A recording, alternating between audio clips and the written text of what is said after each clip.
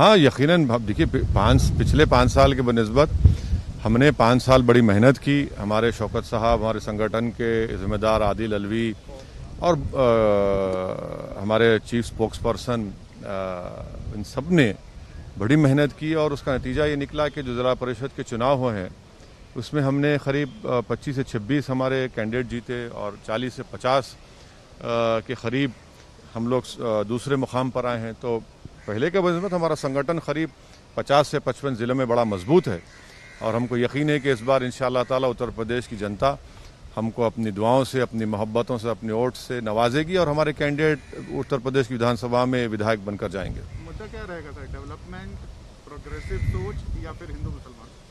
अब देखिए, ये हिंदू मुसलमान की बात तो बीजेपी करती है।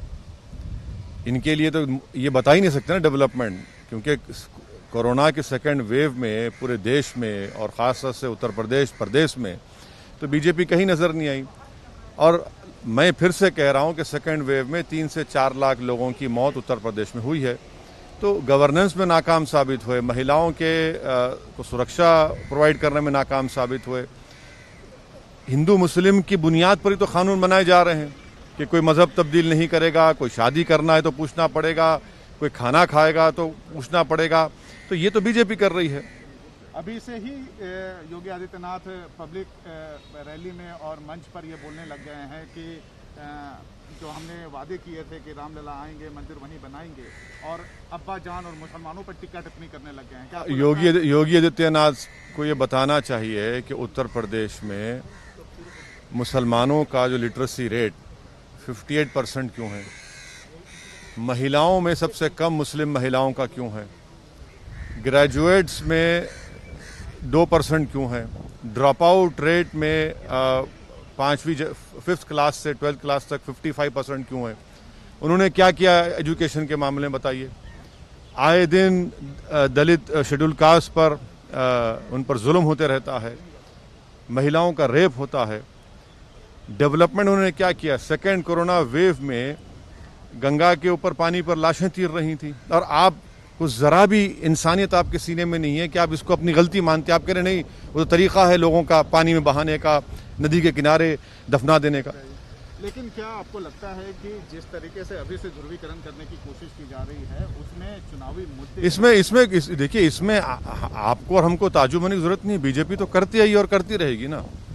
बीजेपी नहीं चाहती कि उनके गवर्नेंस के फेलियर्स की बात हो। बीजेपी नहीं चाहती कि उत्तर प्रदेश के मुसलमानों पर जो उन्होंने तकालीफ उनको दी, उन पर जो जुल्म किया, और फिर दलित परिवार, जो पीड़ित परिवार परेशान है, उसके ऊपर बात हो, महिलाओं की। और उत्तर प्रदेश में जो अनएम्प्लॉयमेंट पोर्टल है, 33 लाख लोग अनएम्प्लॉयड है। बताइए कितनों को नौकरी दी आपने? आपके गवर्नमेंट पोर्टल पर 33 लाख अनएम्प्लॉयमेंट के नाम रजिस्टर हुए। इस पर कोई बात नहीं करना चाह रही। राजभर कहते हैं ओबीसी चेहरा दो, आप कहते हैं मुसलमान चेहरा दो डिप्यूटी के लिए। क्या आप लोग देखिए, हम MIM की पूरी पॉलिटिकल जो स्ट्रगल रही है और इंशाल्लाह रहेगी, वो हिस्सेदारी की लड़ाई है। हम सिर्फ वोट डालने की मशीन नहीं है। अब हम वोट अपने कैंडिडेट को भी डालेंगे और ना सिर्फ उत्तर प्रदेश बल्कि भारत की सियासत में हम अपना हिस्से को हासिल करना चाहते हैं। हिस्सेदारी की हमारी लड़ाई है। तो आप हिस्सेदारी किसके साथ लेंगे? राजभर के साथ, समाजवादी पार्टी के साथ, बीजेपी के साथ? देखिए, बीजेपी के साथ तो जाने का सवाल ही पैदा नहीं होता। समंदर के 2 किनारे एक नहीं हो सकते। अब ये दूसरी पार्टियों पर ये उनको सोचना है वो क्या करेंगे। दिल्ली में सर एक सवाल, दिल्ली में मुसलमान विरोधी नारे लगते हैं, उसकी गूंज यूपी तक जाती है, पकड़े भी जाते हैं और बीजेपी के नेता उसमें शामिल होते हैं, अश्विनी उपाध्याय। क्या आपको लगता है कि यही चुनावी मुद्दा बनने वाला आगामी चुनाव यूपी में? पूछिए बीजेपी से कि पार्लियामेंट से 10 कदम के फासले पर मुसलमानों को कत्ल करने की, उनको मारने की बातें की जाती हैं, उनको रुस्वा करने के नारे लगाए जाते हैं और पुलिस को एक्शन लेना पड़ता 24 घंटे के बाद। ये संसद का साया वहां तक पड़ता है और आप उस साये में खड़े होकर आप इस तरह की गंदगी को बयान करते हैं। तो ये क्यों कह रहे हैं तमाम लोग? इसलिए कह रहे हैं कि उनको मालूम कि सत्ता में जो बीजेपी है वो उनके माई बाप है। एक आखिरी सवाल,